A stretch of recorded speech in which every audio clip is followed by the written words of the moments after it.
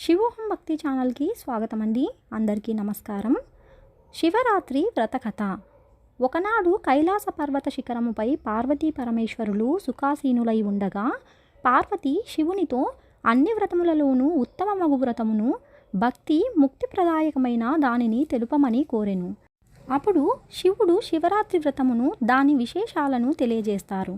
దీనిని మాఘ బహుళ చతుర్దశి నాడు ఆచరించవలనని, తెలిసి కానీ తెలియక కానీ ఒక్కమారు చేసినను యముని నుండి తప్పించుకొని ముక్తి పొందుదురని దాని దృష్టాంతముగా ఈ కథను వినిపించెను. ఒకప్పుడు ఒక పర్వత ప్రాంతమున హింసావృత్తిగల వ్యాధుడొకడు ఉండెను. అతను ప్రతి ఉదయము అడవికి వేటకు వెళ్ళి సాయంత్రం ఏదేని మృగమును చంపి తెచ్చుచూ కుటుంబాన్ని పోషించేవారు. కానీ ఒకనాటి ఉదయమున బయలుదేరి అడవియంతా తిరిగినా ఒక్క మృగము కూడా దొరకలేదు. చీకటి పడుతున్న ఉత్త చేతులతో ఇంటికి వెళ్ళడానికి మనసు అంగీకరించగా వెనుతిరిగెను. దారిలో అతనికి ఒక తటాకము కనిపించెను. ఏవైనా మృగాలు నీరు త్రాగుట కోసము అచ్చటికి తప్పకుండా వస్తాయని వేచి ఉండి వాటిని చంపవచ్చునని ఆలోచించి దగ్గరనున్న ఒక చెట్టెక్కి తన చూపులకు అడ్డముగానున్న ఆకులను కాయలను విరిచి క్రింద పడవేయసాగెను. చెలికి శివశివ అని వణుకుచూ విల్లు ఎక్కుపెట్టి మృగాల కోసం వేచి ఉండెను. మొదటి జామున ఒక పెంటి లేడి నీరు త్రాగుటకు అక్కడికి వచ్చెను. వ్యాధుడు దానిపై బాణము విడవబోగా లేడి భయపడక, వ్యాధుడా నన్ను చంపకుము అని మనుష్యవాక్కులతో ప్రార్థించెను. వ్యాధుడు ఆశ్చర్యపడి మనుషుల వలె మాట్లాడు నీ సంగతి తెలుపమని కోరెను. దానికి జింక, నేను పూర్వజన్మమున రంభయ్యను అప్సరసను, హిరణ్యాక్షుడను రాక్షసరాజును ప్రేమించి శివుని పూజించుట మరచితిని. దానికి రుద్రుడు కోపించి, కామాతురయైన నీవు నీ ప్రియుడను జింకలుగా 12 ఏళ్ళు గడిపి ఒక వ్యాధుడు బాణముతో చంపనుండగా శాప విముక్తులౌదురని సెలవిచ్చెను. నేను గర్భిణిని, అవధ్యను కనుక నన్ను వదులుము. మరొక పెంటి జింక ఇచ్చటికి వచ్చును, అది బాగుగా బలసినది, కావున దానిని చంపుము. లేనిచో నేను వసతికి వెళ్ళి ప్రసవించి శిశువును బంధువులకు అప్పగించి తిరిగి వస్తాను అని అతన్ని ఒప్పించి వెళ్ళెను. రెండవ జాము గడిచెను. మరొక పెంటి జింక కనిపించెను.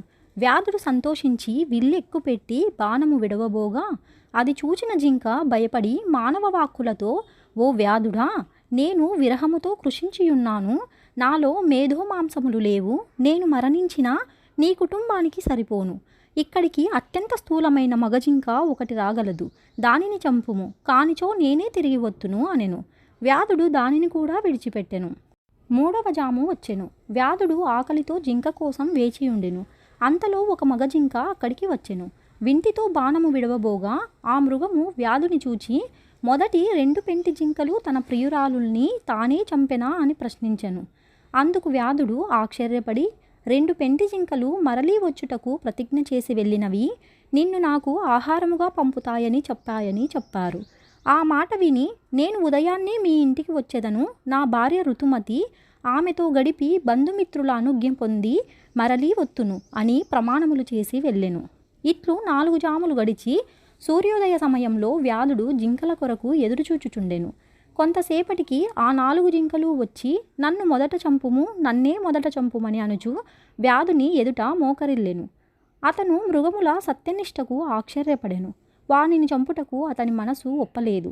తన హింసావృత్తిపై జుగుప్స కలిగెను. ఓ మృగములారా, మీ నివాసములకు వెళ్ళుము, నాకు మాంసము అక్కరలేదు. మృగములను బెదిరించుట, బంధించుట, చంపుట పాపము. కుటుంబము కొరకు ఇక నేనా పాపము చెయ్యను. ధర్మములకు దయ మూలము, దయము సత్యఫలము. నీవు నాకు గురువు, ఉపదేష్టవు. కుటుంబ సమేతముగా నీవు వెళ్ళుము.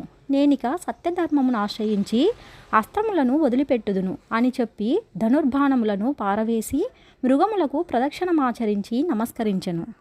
అంతలో ఆకాశమున దేవదుందుబులు మ్రోగెను, పుష్పవృష్టి కురిసెను. దేవదూతలు మనోహరమగు విమానములు తెచ్చి ఇట్లనిరే, ఓ మహానుభావా, శివరాత్రి ప్రభావంన నీ పాతకము క్షీణించినది. ఉపవాసము జాగరణమును జరిపితివి. తెలియకయే యామమునమును పూజించితివి. నీవెక్కినది బిల్వవృక్షము, దాని క్రింద స్వయంభూలింగమొకటి గుబురులో మరుగుపడి ఉన్నది. నీవు తెలియకయే బిల్వపత్రములు త్రుంచివేసి శివలింగాన్ని పూజించితివి. సశరీరముగా స్వర్గమునకు వెళ్ళుము. మృగరాజా, నీవు సకుటుంబముగా నక్షత్రపదము పొందుము. ఈ కథ వినిపించిన పిదప పరమేశ్వరుడు పార్వతితో ఇట్లనెను, దేవి, ఆ మృగ కుటుంబమే ఆకాశమున కనిపించు మృగశిర నక్షత్రము. 3 నక్షత్రములలో ముందున్న 2 జింక పిల్లలు, వెనుకనున్న 3వది మృగి. ఈ మూడింటిని మృగశీర్షం అందురు. దాని వెనుకనున్న నక్షత్రములలో ఉజ్వలమైనది లుబ్ధకా నక్షత్రము అని పలికెను. మహాశివరాత్రి వ్రతకథ సంపూర్ణం. తెలుసుకున్నాం కదా అండి మహాశివరాత్రి వ్రతకథ గురించి. మరొక వీడియోలో మళ్ళీ కలుసుకుందామండి. సెలవు మరి. స్వస్తి.